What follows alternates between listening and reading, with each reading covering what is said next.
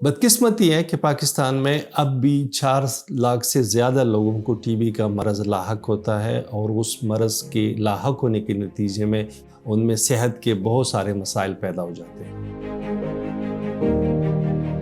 मेरा नाम professor doctor Mukhtar ज़मान है। मैं रहमान मेडिकल इंस्टीट्यूट में सीने के अमराज के शोबे का सरबराह हूँ और साथ ही जो है रहमान मेडिकल कॉलेज का प्रिंसिपल हूँ। टीबी एक ऐसी बीमारी है जो कि हमारे साथ एक बड़ी कदीम ज़माने से चली आ रही है और ये एक जरासीम के ज़रिए से एक से दूसरे बंदे को लगती है। और ये जरासीम जो है वो जिस बंदे को टीबी हुई हो उसके सीने के अंदर ये सांस के ज़रिए से, थूक के ज़रिए से, छींक के ज़रिए से और खांसी के ज़रिए से हवा में ये जरासीम मुअल्लक़ होके साथ वाले जो भी नज़दीक लोग होते हैं उनमें ये मुंतकिल हो सकता है। जो रिसर्च हमें बताती है वो ये कि एक जो टीबी का मरीज़ है अगर वो इलाज के बग़ैर रह जाए तो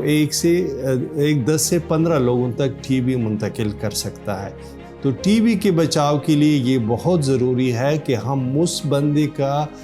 पहचान कर ले कि जिसमें टीबी के जरासीम मौजूद है और जब वो उसकी तशख़ीस हो जाए, और तशख़ीस बड़ी आसान है, उसके बलगम का टेस्ट होता है और बलगम के टेस्ट से टीबी के जरासीम का पता चल जाता है। और जब वो साबित हो जाए कि इसमें टीबी के जरासीम है तो फिर उसको हम जो इलाज मुहैया करते हैं वो 6 महीने का एक इलाज होता है जो कि पिछले वो 6 महीने मुसलसल बाकायदा रोज़ाना बग़ैर किसी नागे के उसको लेना पड़ता है। हमारा मुशाहिदा है कि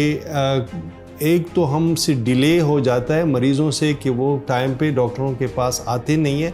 तो वो आने से पहले ही वो बहुत से लोगों को मुंतकिल कर चुके होते हैं। और जब उनकी तशख़ीस हो जाए और वो दवाई शुरू भी कर ले तो उनमें फिर ये एक बड़ा मसला हो जाता है कि वो कुछ हफ्तों की दवाइयों के इस्तेमाल के बाद अच्छा महसूस करने लगते हैं, अच्छा फ़ील करते हैं और वो लगता है कि शायद मरज़ उनका ख़त्म हो गया है, लेकिन इस तरह होता नहीं है क्योंकि इस मरज़ को ख़त्म करने के लिए पूरे 6 महीने की दवाई रोज़ाना बाकायदगी बग़ैर नागा की लेनी पड़ती है। और इसका नुकसान ये हो जाता है कि वो जब दरमियान में ये दवाई छोड़ जाता है तो वो फिर उसमें के जो जरासीम होते हैं वो उसके आदी बन जाते हैं और जब आदी बनते हैं तो उससे वो मज़ाहमती टीबी बन जाती है जो कि बहुत ज़्यादा ख़तरनाक है और बहुत से ज़्यादा जो है उस पर ख़र्चा भी ज़्यादा आता है, उसकी दवाई भी ज़्यादा मदद के लिए लेनी पड़ती है और उसमें गोलियों की तादाद भी ज़्यादा होती है। तो ये हमारे लिए बहुत ज़रूरी है कि हम फिर वो दवाइयाँ इलाज कर दें।